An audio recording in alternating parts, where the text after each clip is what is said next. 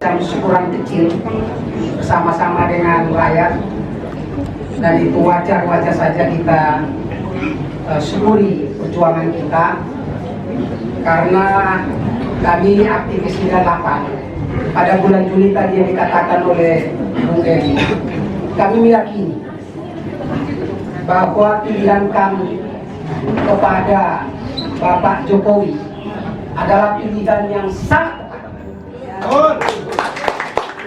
Dan pada saat itu kami yakin kita akan meraih kemenangan yang suci. Oleh karena itu kami bekerja keras untuk mengumpulkan kawan-kawan 98 dengan segala potensinya, baik yang ada di Jakarta sekitarnya, di Jabodetabek, bahkan di luar Jakarta. Kami kumpulkan kembali, kami satukan visi kami. Kenapa? Karena kami adalah bagian dari anak bangsa yang melahirkan reformasi. Bersama-sama dengan rakyat, kami menyatakan tegas, kami tukar semua itu dengan nyawa dan darah kawan-kawan kami untuk melahirkan sebuah reformasi yang suci, yang hari ini dinikmati oleh seluruh rakyat, termasuk yang ada di sana. Dan reformasi itu tegas dan markasnya. Musuh kami adalah Orde Baru. Orde Baru itu ada 3 kelakuan, watak karakternya. Pertama, dia jadikan ideologi itu sebagai alat represi. Ideologi state apparatus.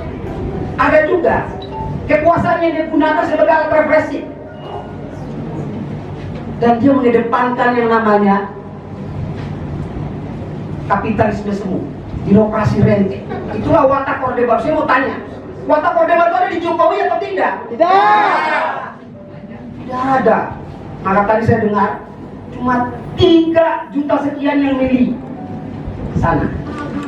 Itulah asli, itu pun juga ada intervensi, di treatment pakai uang. Sekarang uang cendana untuk turun ke sana. Dan rakyat sudah cerdas.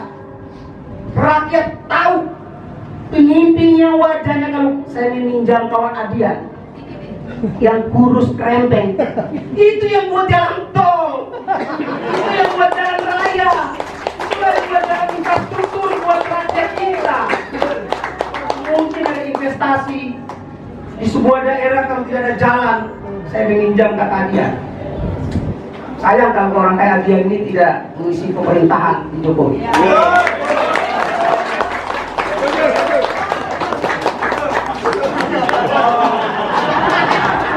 Wallahi di tempat ini, saya sampaikan untuk demokrasi. Demi Allah, teman-teman saya dan ini saya waktu itu, saya dengan Adian ini 20 tahun tidak pernah ketemu. Berantem perbedaan metodologi perjuangan. Sama-sama hingga suatu turun, tapi metode perjuangannya kita berbeda. Dia Black Panther seperti di Itali, gerilya kota. Saya maunya Mahatma Gandhi. Karena kalau lihat pamret itu demo, itu cerita-cerita cantik-cantik dan ideologis butuh sebuah perubahan. Kalau pokok itu dengan tongkat. Kami jumpa. Siapa yang menyatukan kami? Jokowi yang menyatukan kami. Jokowi yang menyatukan kami. Dan ini saya sampaikan langsung Minister Presiden Jokowi. Pak Jokowi, Anda yang menyatukan saya dengan Adian dan kawan-kawan. Maka Anda harus menang. Dan hari ini rakyat membuktikan kedaulatannya. Eli, salah satu tahun 98 yang tidak pernah jomblo, saya jadi saksi hidupnya. Tapi dia menyatakan sikapnya bangun pagi untuk menentukan. Disitulah partisipasi 81%. Itulah kedaulatan rakyat, tidak boleh dibaca oleh siapapun. Jadi kalau ada seorang yang megalomania, ada seorang yang mental disorder, dengan adanya gerakan separatis atau gerakan kanan, ekstrem kanan, yang sekarang lagi berkolaborasi melakukan permufakatan jahat untuk membajak 81% kedaulatan rakyat, partisipasi publik, pantas dilawan atau tidak? Pantas dilawan atau tidak?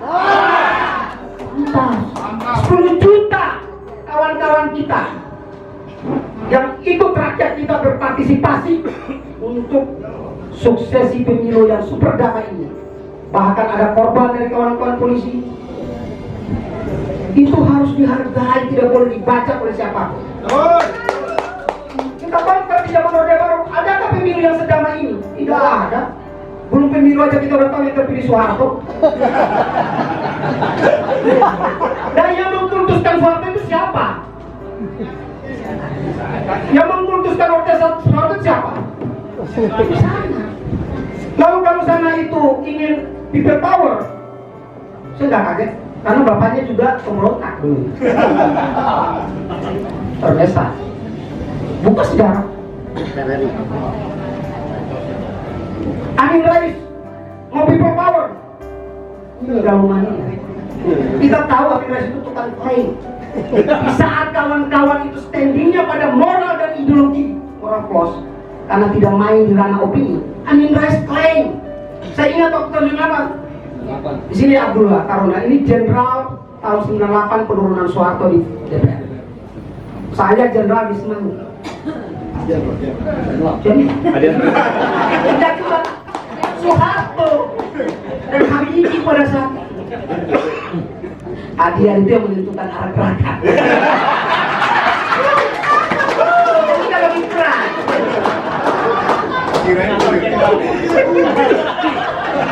kita tolak, kita terima Warkop, Dono, Indro, Kasino, kita tolak Panggung. Kita tolak Amin Rais.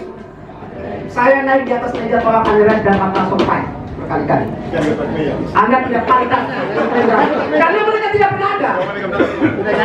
Dia menawarkan kami di jalanan 150 orang masuk parlemen. Kalau kami pragmatis pada saat itu, kami ini 3 periode di DPR. Kami tolak di jalan. Ngobrol, tanya ini saksi. Kami langsung bersidang rapat di Jalan Raya Semanggi. Apakah kita masuk parlemen atau tidak? Saat itu kalau kita mau seperti anak-anak, seperti Aduga, seperti Kota itu, kami berbeda dengan kata-kata anak-anak. Mereka rapat-rapat di kantor-kantor ABRI. Kami tiap hari melawan tentara dan ABRI di jalan. Hari ini di tempat ini saya mengucapkan apresiasi sedalam-dalamnya kepada Polri, kepada TNI, kepada KPU, kepada Bawaslu.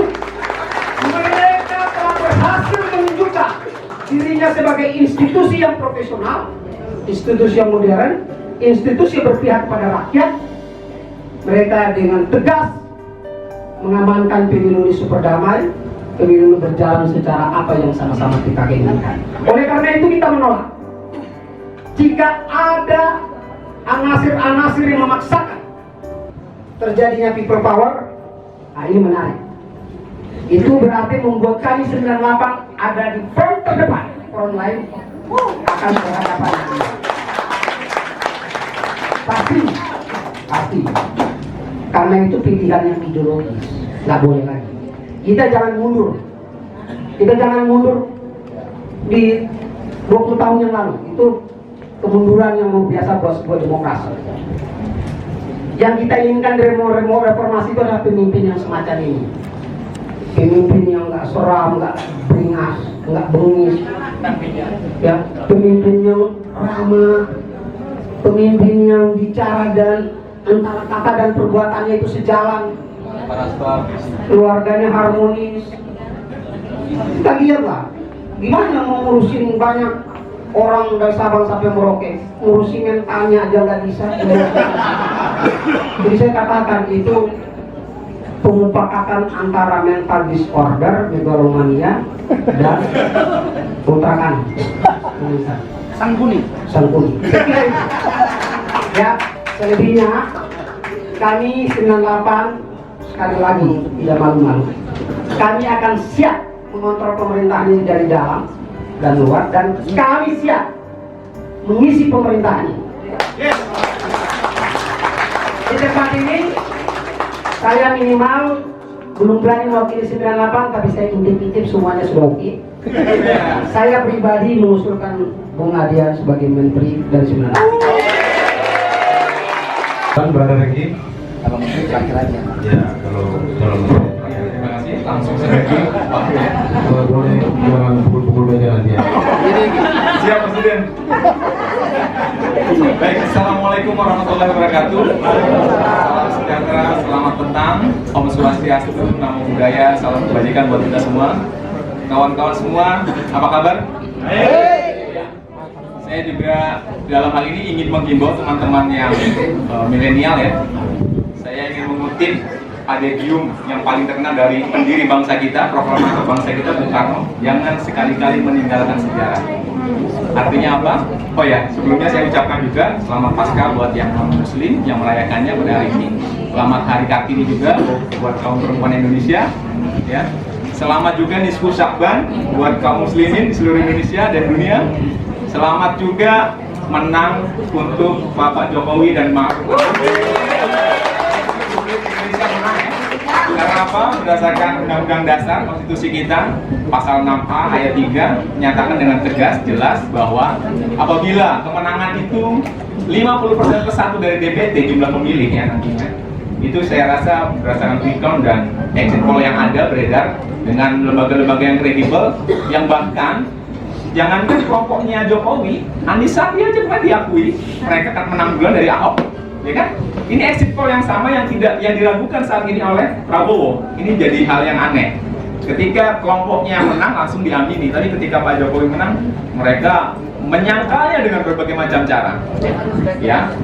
Berikutnya juga, jika nanti persebaran suaranya Pak Presiden karena presidensial threshold adalah 20%, apabila setengah dari seluruh provinsi Indonesia, 34 provinsi, Pak Jokowi suaranya lebih dari 20%, berarti Pak Jokowi layak dan harus segera dilantik sebagai Presiden. Saat ini sementara yang belum sampai 20% baru Provinsi Aceh dan Sumatera Barat. Jadi baru 32 provinsi, yaitu sudah layak dilantik. Ya, Provinsi Ambalan dan Kertanegara. Oke, saya ini menyoroti hal-hal yang lebih mendasar dalam hal ini. Mau apa kita setelah Pak Presiden menang? Pertama, dari awal kita menyelenggarakan Rebuk Nasional Aktivis 98 waktu itu, kita kumpul kembali seperti tadi diingatkan Bung Wahab ya, saya mau pakai istilah Bung aja. Itu kita bergerak karena apa? Karena ada musuh bersama lagi. Musuh bersamanya bukan sekedar figur Prabowo, bukan sekedar figur Amin Rais, bukan sekedar figur-figur itu yang sekarang seperti badut-badut politik yang beredar di televisi atau di media massa atau di medsos diagung-agungkan, bukan. Tapi ada ideologi transnasional yang menjadi bahaya laten Republik Indonesia. Ya, ini kalau saya selalu kembali ingatkan, ini yang namanya bahaya laten ideologi pasar bebas, ya, dan ideologi transnasional religius. Ya, kenapa saya pakai istilah itu? Karena kenyataannya itu Republik Indonesia diajak ke arah kanan, mentok. Jadi kanan agama, kanan ideologi, ya, dan kanan gerakan. Ini membahayakan buat kita. Masyarakat yang selama 32 tahun mengalami yang namanya populi vacante atau kekosongan berpikir, ideologisasinya dihilangkan, masyarakat kosong, dicekoki dengan sejak 80 mereka merayap, mengorganisir gerakan-gerakan yang Islamisme, ya. Ini gerakan yang mengambil nilai-nilai Islam. Sesungguhnya mereka adalah pencari pengais kekuasaan. Jadi saya tegaskan teman-teman 98 menentang itu. Bukan kami menentang Islam, tidak. Kami banyak yang Muslim. Saya tegaskan di sini seperti itu. Yang berikutnya adalah kita juga harus mengawasi atau mengawal juga gerakan itu. Sekarang tadi Pak Cik mengingatkan, kenapa PKS tiba-tiba menguat? Bukan karena Bro Faisal mendeklarasikan pembubaran, bukan. Tapi karena memang HTI dompleng semua ke PKS. Sehingga suaranya yang PKS harusnya tinggal 3 atau 2%, sekarang jadi 7 atau 8%. Ini bahaya yang di depan mata kita. Bagaimana cara kita? Ya, tentu berdasarkan konstitusi kita. Kita harus lebih gencar lagi melakukan yang namanya, nah ini sesuai dengan nawacita Presiden Jokowi tahap kedua, yaitu investasi di sumber daya manusia. Setelah tadinya investasi selama 5 tahun kebelakang, investasi infrastruktur, pembangunan. Sumber daya manusia kita sekarang ini lembaga-lembaga pendidikan hampir banyak dikuasai oleh kader-kader PKS. Yayasan-yayasan PKS bikin sekolah-sekolah, orang tuanya diorganisir, pelan-pelan dirangkul, yang tadinya kosong secara ilmu agama, secara ideologi, dirangkul, diisi dengan keyakinan-keyakinan yang kenapa makanya kok aneh banget ya. Kok Pak Jokowi udah kerja baik. Siapa yang membayangkan ada orang kurus yang tadi Bung Adian sering bicarakan di media, kok tiba-tiba mampu bekerja dengan etos kerja yang kita harapkan sesungguhnya. Kita nggak bayangkan figur Jokowi loh, tapi kita tentu mengharapkan ada orang yang bersih, ya, dari KKN, orang yang bersih dan mau bekerja turun ke bawah, itu ada di Pak Jokowi semua. Harapan itu adalah doa kita dan dikabulkan oleh Tuhan. Itu yang harus kita kawal bersama. Berikutnya lagi saya setuju dengan teman-teman yang lain, kita harus mengawalnya tidak hanya dari luar. Selama ini kita mengawal dari luar, ya.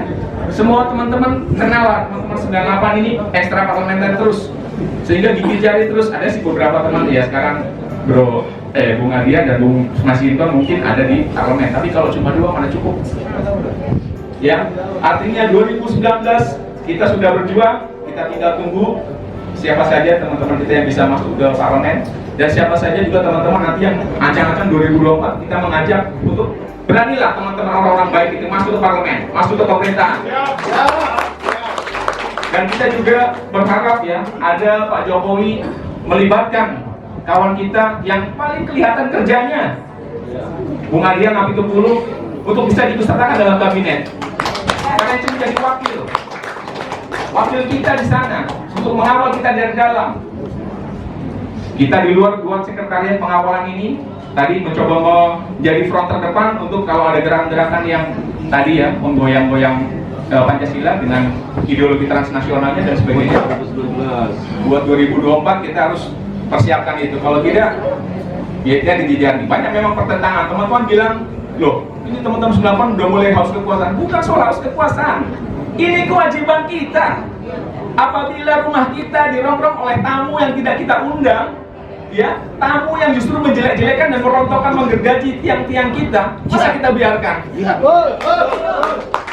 Kita Indah Tutan Malaka pernah bicara, jangan pernah berkompromi dengan maling yang masuk rumah kita.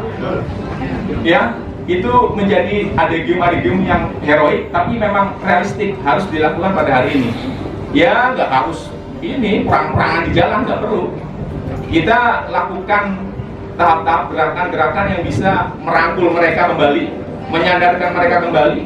Bahkan contoh di negara-negara sumber dan ideologi itu juga sebenarnya mereka di ban, mereka di restriksi, dibatasi ruang geraknya. Masa di Indonesia nggak boleh? Kemarin ketika Pak Jokowi tegas membubarkan HTI, organisasi formalnya bubar, tapi ideologi tetap merembes di mana-mana. Seperti Pak Ci tadi bilang, jangan-jangan di tempat tidur kita sudah ada tuh bercak-bercaknya.